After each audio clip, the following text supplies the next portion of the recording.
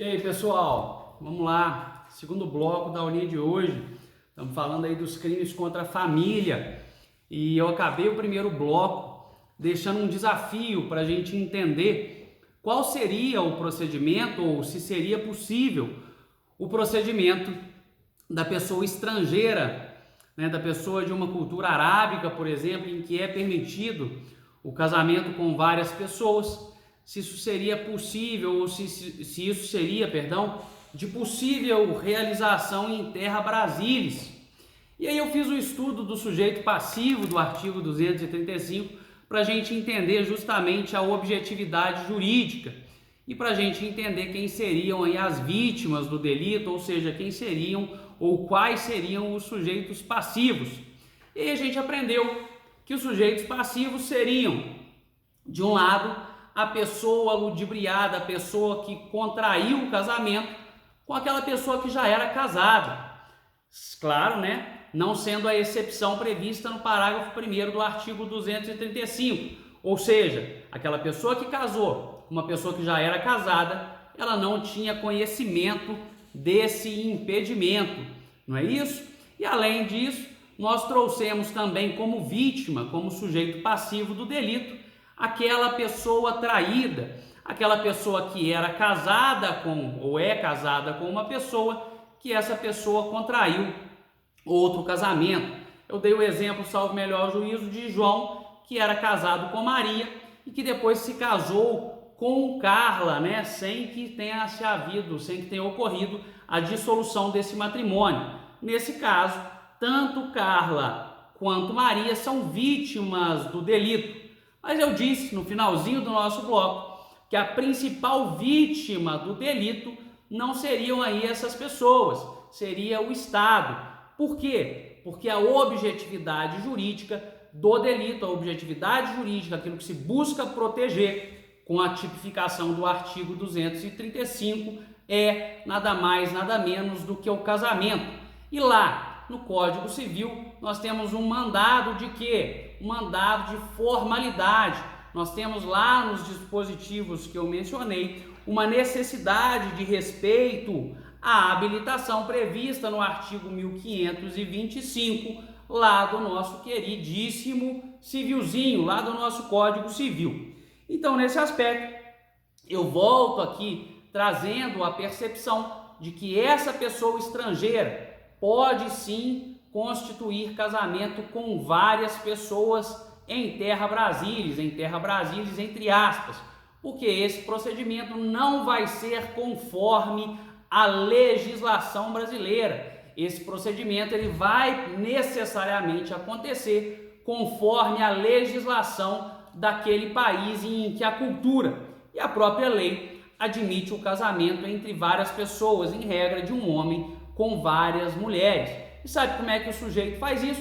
Isso é um procedimento necessariamente que vai acontecer dentro da embaixada desse país, desse Estado-nação em que essa prática ela ocorre. Porque vamos lembrar que as embaixadas são consideradas extensão territorial dos Estados-nação. Então a embaixada dos Estados Unidos aqui no Brasil é considerada a extensão do território norte-americano. Então veja-se, muito embora a embaixada esteja em território nacional, considera-se que o indivíduo efetivamente consolidou esse casamento dentro, inclusive, do território nacional desse outro estado em que essa prática ela é permitida, tá? E esse procedimento ele não vai se dar na forma da habilitação prevista lá no artigo 1525 do Código Civil. Esse procedimento dar-se-á conforme a legislação desse outro Estado-nação, em que essa prática não só é cultural, como também é prevista em lei como legítima. Tá certo? Trazido aí trabalhado aí essas questões peculiares da bigamia, veja-se que eu busco sempre trazer para vocês, né, para a gente discutir, inclusive na aula ao vivo semana que vem, cantinhos de livro, busco pesquisar em doutrinas aquilo que pode surpreender tanto na prova do tio quanto também nas provas de concurso que vocês vão submeter e também na OAB, na Ordem dos Advogados do Brasil, que é o objetivo aí de todos vocês, eu tenho certeza, formar já com a aprovação no exame de ordem, tá? E a partir daí a gente entra, queridos, no artigo 236. Então a gente encerra o nosso trato do artigo 235 e agora entra também em um outro delito tido contra a família, mas dessa vez é o artigo 236 que nos diz lá: induzimento a erro essencial e ocultação de impedimento.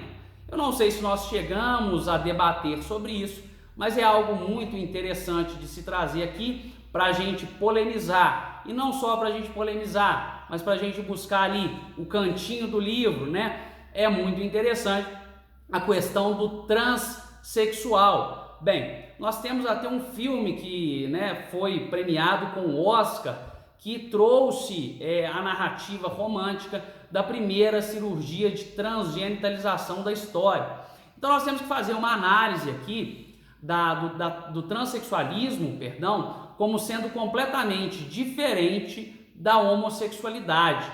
Note-se que as terminações das expressões, das designações, elas são diferentes. Note-se que homossexualidade termina com a expressão ou as letras DAD, o fonema DAD, né? Enquanto que o transexualismo termina com ismo. Hugo, qual é a relevância prática disso? Ou para que esse blá blá blá na minha cabeça agora? Bem, esse blá blá blá na sua cabeça agora, ele é necessário para entendermos que a homossexualidade não é tida como doença. Nós temos ali uma mera preferência sexual da pessoa que tem o prazer sexual, né, com pessoa do mesmo sexo. Isso não é, no Cadastro Internacional de Doença, no famoso CID, considerado como patologia. Ah, Hugo, mas o pastor da minha igreja fala que é doença. Não, nós temos que considerar doença aquilo que está previsto no Cadastro Internacional de Doenças, no que pese a propensa estima e consideração ao pastor da sua igreja. Ele está falando borracha, ele está falando besteira e ele está se metendo aonde ele não deve. Mas enfim, dito isso, nós temos também o transexualismo. Por sua vez, a terminação ismo na palavra transexual, então o transexualismo, ela indica doença. Então o transexualismo, ele é previsto internacionalmente como sendo doença.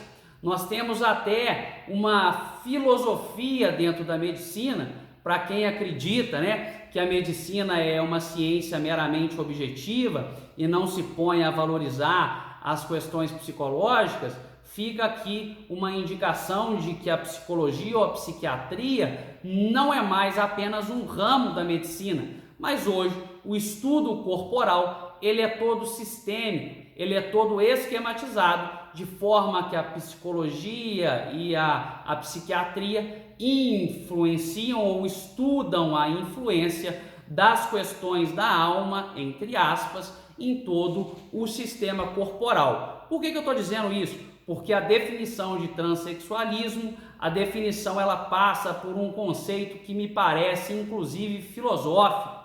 Ela nos diz, inclusive em termos médicos, que tratar-se-á de uma alma feminina em um corpo masculino, ou vice-versa, ou de uma alma masculina, né, em um corpo feminino, ou de uma alma feminina em um corpo masculino. Note-se que aqui nós temos uma incongruência, nós temos uma incompatibilidade entre o sexo psicológico e o sexo físico.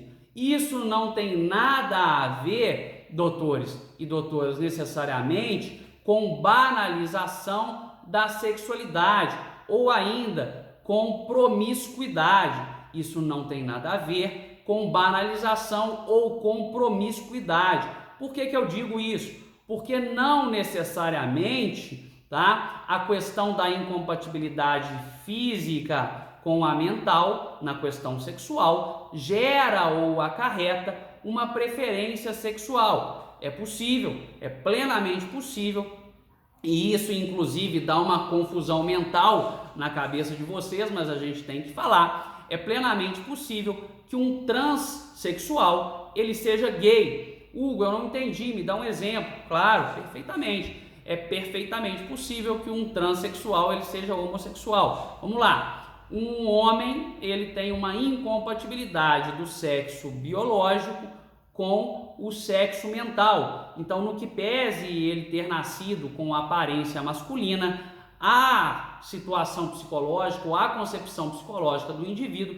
é que ele necessariamente ele é uma mulher. Então, eu não estou dizendo aqui, queridos, de preferência sexual. Eu estou dizendo que o comportamento social do indivíduo leva a crer psicologicamente que ele é mulher, muito embora ele esteja num corpo feminino. Eu não estou falando aqui de travesti, eu não estou falando aqui de homossexual, eu estou falando de uma incompatibilidade psicológica com a questão corpórea. E veja que interessante, esse indivíduo diagnosticado então com transexualismo, ele é submetido a longos exames e um longo diagnóstico que gira em torno aí de 2 anos de análise psicológica para entender se de fato esse indivíduo tem ou é portador do transexualismo ou se ele vive apenas uma incongruência momentânea. A gente lembra aqui, inclusive não é minha praia, mas a gente lembra aí, professor Delbem pode falar melhor do que eu, lá das questões ou dos quesitos previdenciários, lá no direito previdenciário. Nós temos ali a análise quando dos pleitos em processos, de previdência social, nós temos que a incapacidade, por exemplo, ela pode ser total e temporária ou total e definitiva. Note-se que o perito, quando ele diz que a incapacidade é total e temporária, ele diz que muito embora o indivíduo nesse momento não possa trabalhar, futuramente ele pode vir a trabalhar. Em contrapartida, no caso aí da incapacidade total e permanente, o perito é claro e nos diz que esse indivíduo não está apto ao trabalho, a saúde desse indivíduo não comporta o trabalho nesse momento e nem em momento futuro. Então puxei sardinha aqui pro lado do nosso querido professor de previdenciário, trazendo para vocês essa normação para explicar que transgenitalização, quer dizer, o procedimento de alteração de sexo, ele não é brincadeira, porque ele acarreta aí necessariamente um estudo longo e detalhado para que se constate não só a o transexualismo, mas que o transexualismo ele seja permanente, ou seja, não é um lapso definitivamente, meramente momentâneo por esse indivíduo. E aí, esse sujeito homem, que nasce com o corpo homem, ele tem uma incongruência mental. Se ele tem uma incongruência mental, o sexo mental é diferente do sexo físico. Isso é diagnosticado pelos médicos, nesse tratamento de 2 anos de diagnóstico, um diagnóstico que é demorado, porque necessariamente ele tem que ser taxativo quanto ao fato de ser definitivo o transexualismo. Então esse indivíduo, ele passa por um processo, por um procedimento, por uma cirurgia que chama cirurgia de transgenitalização. Então ele tem uma inversão dos testículos, ele tem uma inclusão de gordura e de silicone nos seios, gordura também em algumas outras regiões do corpo, costas, braços. Ele raspa o gogó, ele tira a possibilidade ou ele inibe a possibilidade dos pelos nas regiões tipicamente masculinas. E ali, a partir ou antes mesmo da cirurgia de transgenitalização com esse diagnóstico definitivo, há uma alteração da sua carteira de identidade. Há uma alteração da sua carteira de identidade. E esse indivíduo, ele passa, inclusive, a usar de forma oficial, ou ele transmuta aquele nome que ele trazia como um nome social, Ele já se comportava, imaginemos, como mulher, e ele traz esse nome social para o registro civil. Ele passa a efetivamente de José para Amando, ele passa efetivamente de José para Juliana. E aí, com essa nomenclatura, com essa alteração, a pergunta que se faz é: e aí, esse indivíduo ele passa a ser mulher para todos os fins de direito. Hugo, o que é que isso tem a ver com o artigo 236? É porque eu gosto mesmo de trazer questões peculiares, eu gosto de trazer questões de canto de livro. A gente, nessa aulinha de penal, a ideia a gente é bater o cérebro no liquidificador, não é ficar acomodado. Não é assim? Não é o que a gente combinou. E na próxima aula ao vivo a gente vai debater isso daí. E eu preciso que vocês entendam, eu preciso que vocês me tragam elementos para aferir qual a real circunstância desse indivíduo que era homem e passou a ser mulher. Quer dizer, ele passou a ser mulher esteticamente, ele alterou o seu corpo para que, dentro do possível, esse corpo ficasse parecido com os anseios psicológicos dele, né? Óbvio que internamente não tem como fazer essa alteração, e ele passa por uma mudança, uma alteração no registro civil.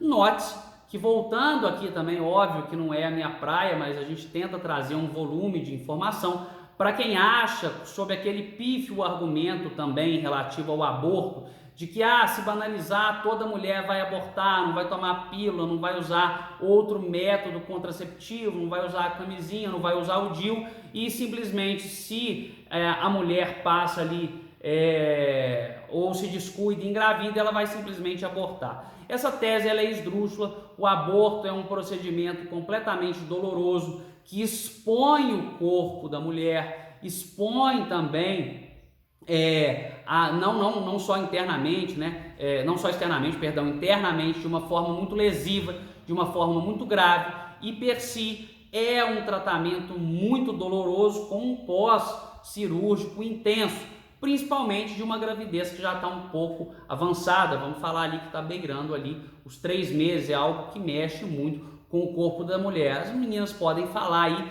que a frequência ao médico, né, ginecologista, ela é extremamente necessária, justamente porque a questão interna sexual da mulher, na possibilidade de gerar outra vida, ela é muito mais sensível do que o homem, ela angaria ou ela necessita de muito mais cuidados do que o homem na sua intimidade interna, tá? E não no outro sentido, esse sujeito que passa por essa cirurgia de transgenitalização e passa a abordar ali características externas femininas e procede à alteração do seu documento de identidade, usando ali, passando o nome civil para necessariamente o nome legal. A minha pergunta vai reverberar daí. Eu preciso que vocês mentalizem esse exemplo para a gente fazer a leitura do dispositivo e eu encerrar a nossa aula com um tópico de discussão da nossa próxima aula de semana que vem, que vai ser a nossa aula ao vivo. Então vamos lá. Nos diz, artigo 236, induzimento a erro essencial e ocultação de impedimento, contrair casamento, induzindo em erro essencial o outro contraente ou ocultando-lhe impedimento que não seja o casamento anterior, tá?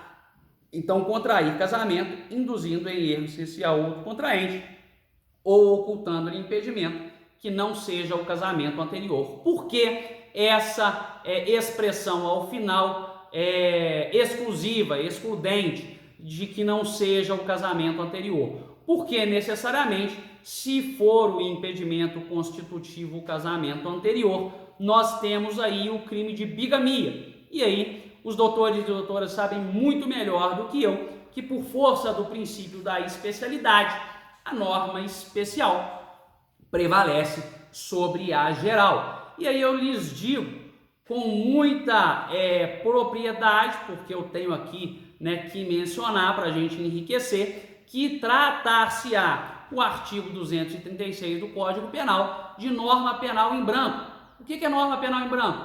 Norma penal em branco é aquela que é complementada por outra norma. E aqui o porquê que eu estou dizendo que o artigo 236 é uma norma penal em branco. O artigo 236 é uma norma penal em branco, porque ele vai ser complementado pelo Código Civil, na medida que é o Código Civil que estipula quais são os impedimentos do casamento, lá no seu artigo 1000 1557, nós temos ali o erro essencial sobre a pessoa. Nós temos lá no artigo 1557 o erro essencial sobre a pessoa, no que diz respeito ao próprio delito. Artigo 236 nos diz: induzindo em erro essencial o outro contraente. E esse erro essencial nós vamos encontrar onde?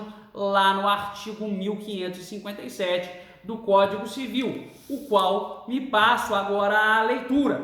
E lá nos diz: considera-se erro essencial sobre a pessoa do outro cônjuge 1. O que diz respeito à sua identidade, sua honra e boa fama, sendo esse erro tal que o seu conhecimento ulterior torne insuportável a vida em comum ao cônjuge enganado.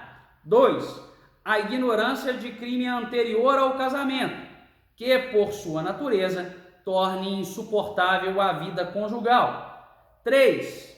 A ignorância anterior ao casamento de defeito físico irremediável que não caracterize deficiência ou de moléstia grave e transmissível por contágio ou por herança, capaz de pôr em risco a saúde do outro cônjuge ou de sua descendência. Bem, nós temos aqui no artigo 1557 a possibilidade ou a definição do que seria o erro essencial sobre a pessoa do cônjuge. E agora que a gente vai ligar o liquidificador no máximo para dar bizil, para dar problema, para bater o cérebro direito no liquidificador e inclusive com gelo, para ter bastante atrito.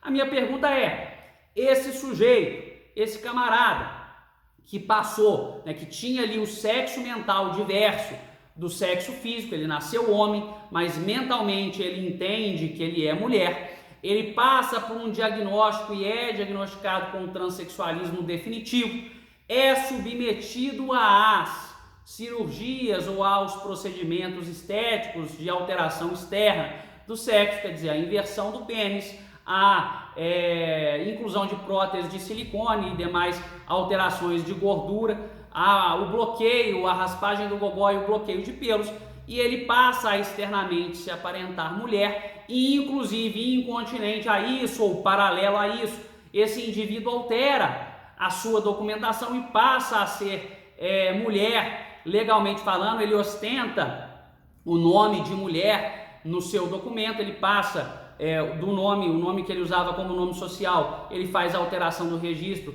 e passa a ter um documento de que se troca o nome de João por Maria, de que se troca o nome de João por Juliana, seja lá qual for a sua preferência de nomenclatura. A minha pergunta é: essa pessoa que passou pela cirurgia, que alterou o seu documento, ele contrai, ou ela, essa pessoa, ela contrai um casamento com um homem. Essa pessoa, ela contrai um casamento, tá? Pense aqui no casamento civil, não estou dizendo em questão religiosa. Ela contrai um casamento com um homem. Esse homem, depois de 5 anos de relacionamento, o relacionamento correndo super bem, ele descobre que ela foi submetida a uma cirurgia de transgenitalização, que essa mulher, ela nasceu homem e foi submetida a toda essa circunstância ou a todo esse procedimento de alteração. A minha pergunta é: esse sujeito inconformado com a ocultação dessa informação, qual seria o cabimento? Ele necessariamente pede a anulação? Ele pede o divórcio ele pede o divórcio? Ele pede a anulação do casamento? Me perdoe. Existe crime aí de induzimento a erro essencial ou ocultação ou de impedimento? Face a incidir as iras do artigo 236, isso aí é para vocês pensarem no final de semana. E eu não quero deixar vocês em paz, então eu coloquei algo bem que traz bastante pilha, que vai deixar vocês inquietos, motivados a estudarem, porque a gente tem que estudar todo dia. A leitura tem que ser feita todo dia. Para quem quer ser um profissional diferenciado, a leitura tem que ser feita todo dia. Então vai aqui um desafio. Se você não começou a estudar ainda todo dia, estude esse final de semana, porque na próxima aula eu quero saber a resposta disso aí. Um abraço, queridos!